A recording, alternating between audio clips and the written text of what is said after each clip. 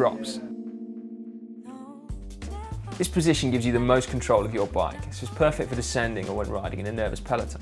You're closer to your brakes and also have the greatest leverage in this position and therefore more stopping power. This is the safest position to ride in as you can maintain a good grip at all times, especially on uneven, potholed roads. This is the most aggressive position on the bike. With your hands lower, it pulls you forward to be more aerodynamic. This low stance doesn't always come naturally, so be prepared to practice to get really comfortable and efficient. Out of the saddle, hold the drops when you're sprinting. Keeps you low over the bike and in control, and in a really powerful position as you haul on the bars. Keep your elbows tucked in when you ride on the drops. If you're thinking about aerodynamics, this is really important, and crucially, it looks more pro too. The hoods. This is the most common position to spend the majority of your time on the bike.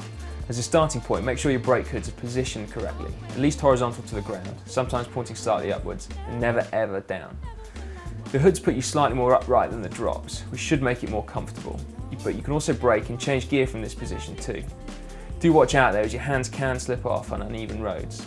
It's also not ideal for fast descending as your centre of gravity isn't low enough, so cornering fast is better done from the drops. Because you're more upright than the drops, it does create more aerodynamic drag unless you really bend your elbows and back. As a rough guide, expect to be about 3 km an hour slower for the same effort when in this position.